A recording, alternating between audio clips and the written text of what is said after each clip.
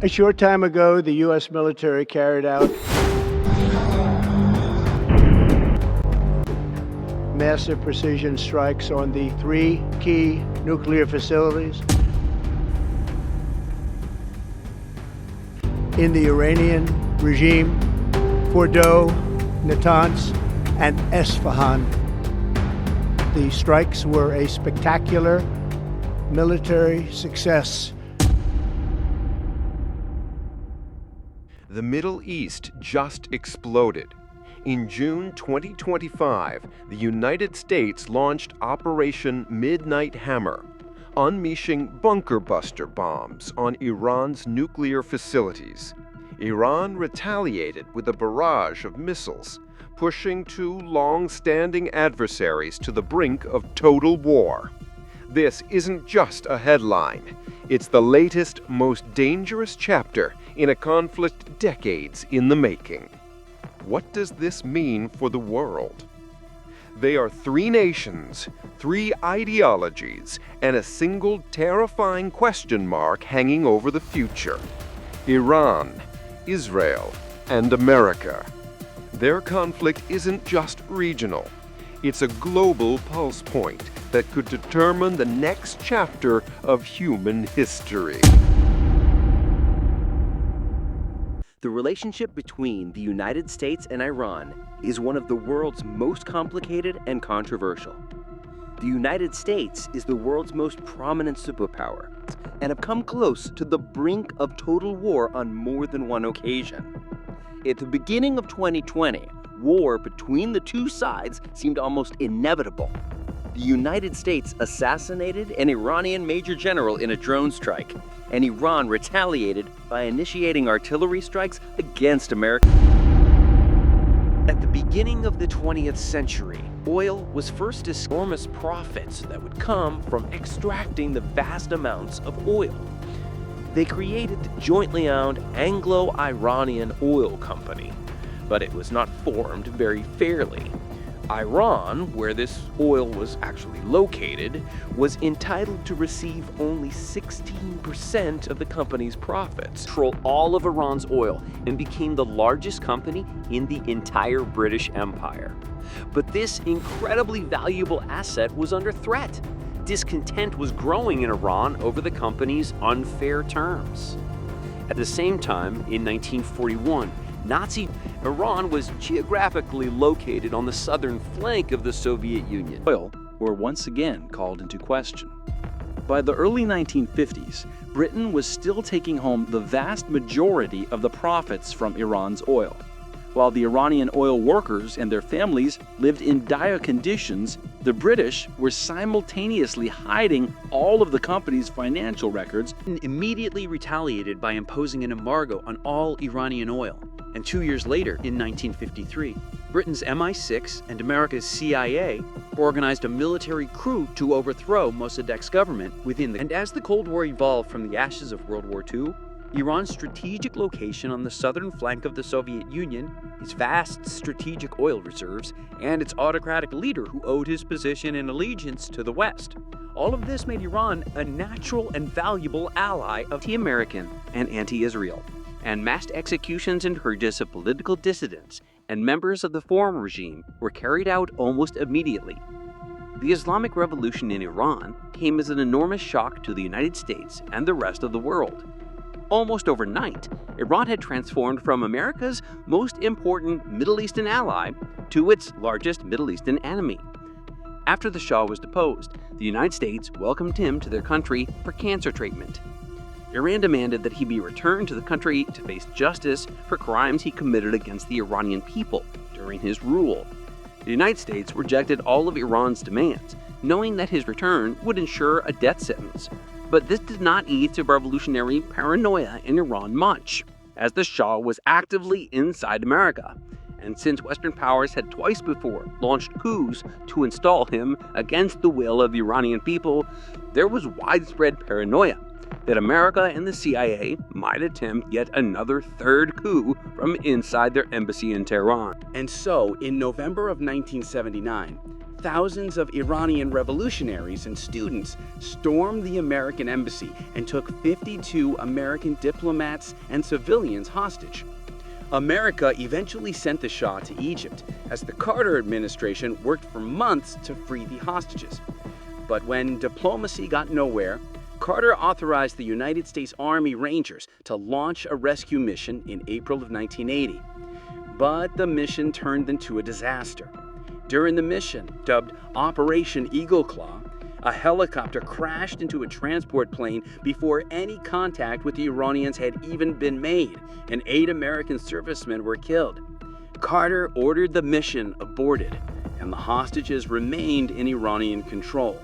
It was at this time that the United States decided to break off all diplomatic relations with Iran's new regime, and they have remained frozen ever since. But a few months later, something incredible and unexpected happened. In September of 1980, Saddam Hussein's Iraq launched a full-scale invasion of Iran. For years prior, Saddam had wanted Iraq to overtake Iran as the dominant power in the oil-rich Persian Gulf. But they couldn't do anything because Iran had a massive military, and they had American and Israeli support, which made Iran far too powerful. But with Iran descending into chaos from its revolution and regime change, including widespread purges and executions of government officials, and with both America and Israel abandoning it and being left without any major foreign allies, Saddam calculated that now was the best chance to invade. Iraq expected a quick victory, but the war that followed devolved into an 8-year-long stalemate, much like the Western Front of World War I.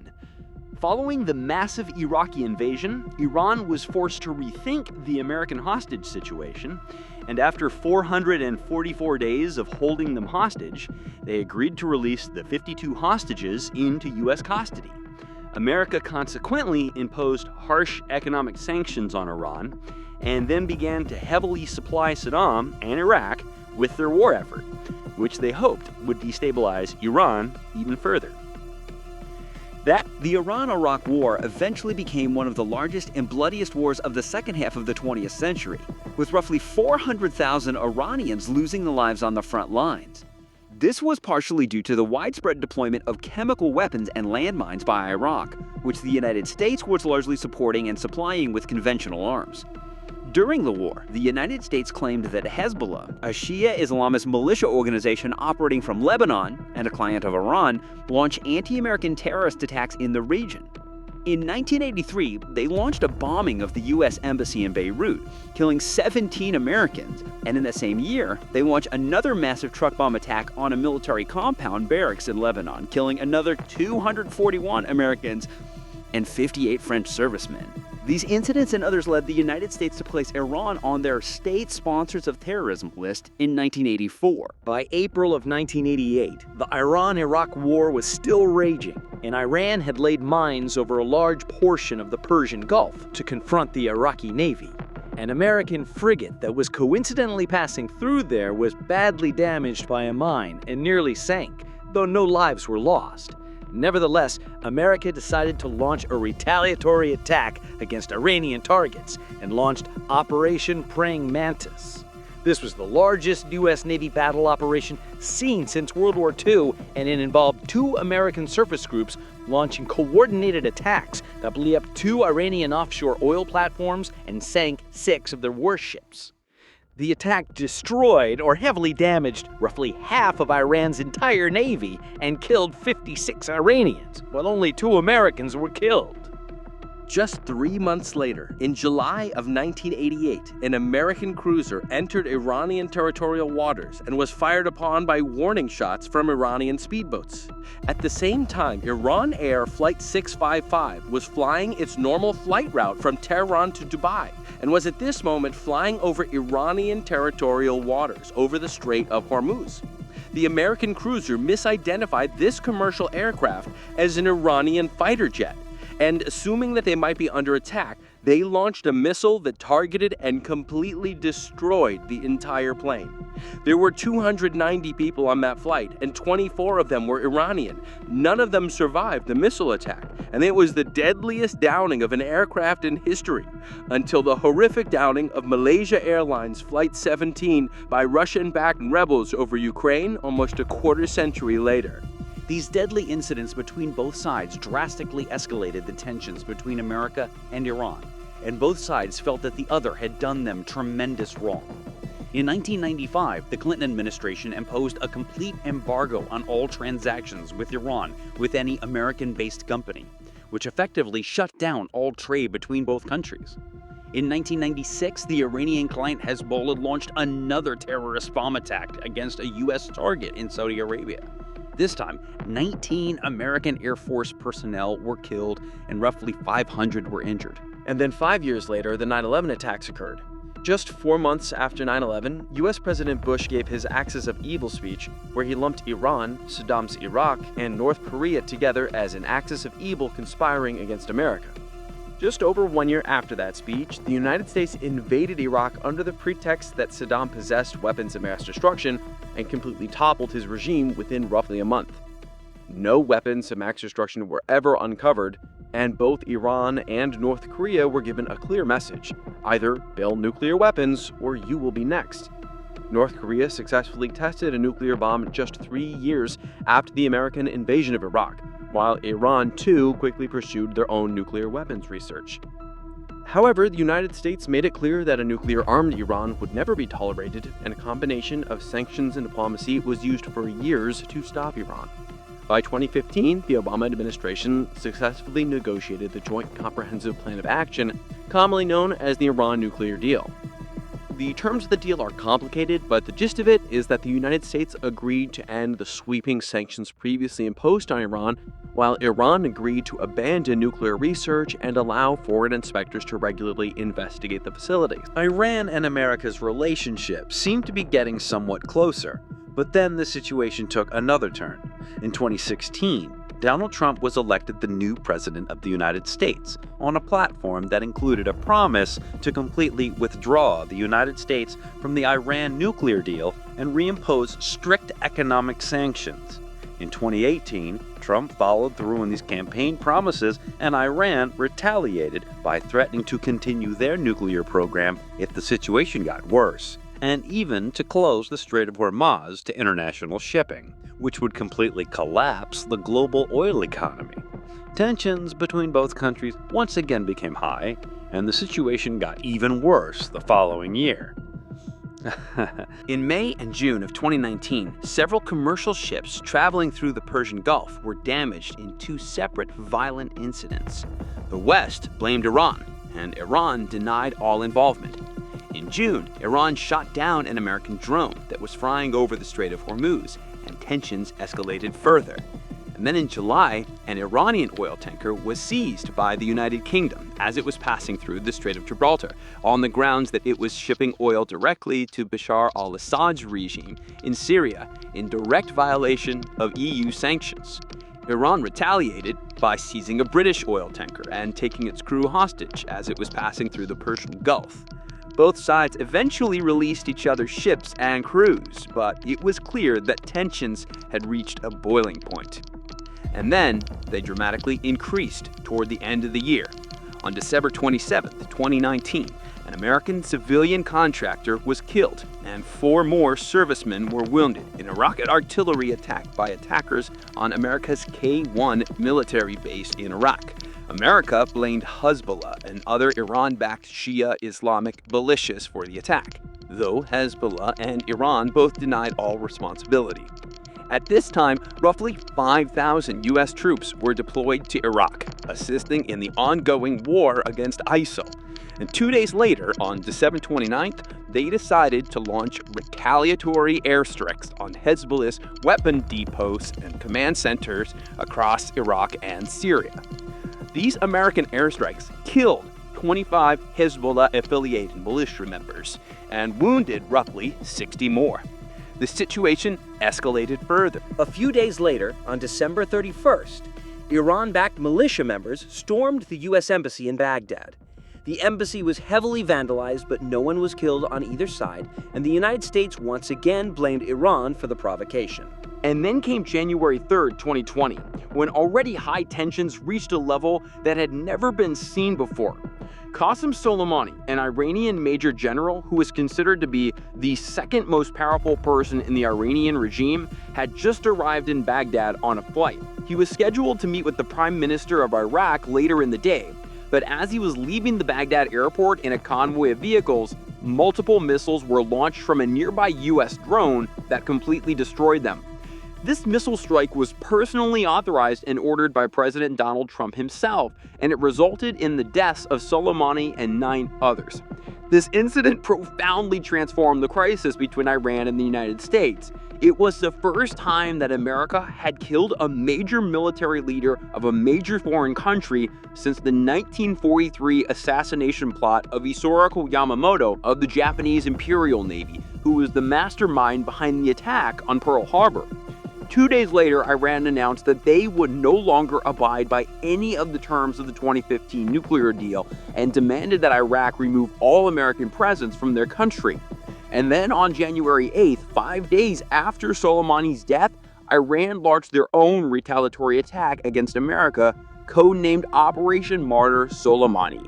Initially, the Iranian government denied all responsibility and tried to cover up the incident by blaming the plane's technical malfunction for the crash.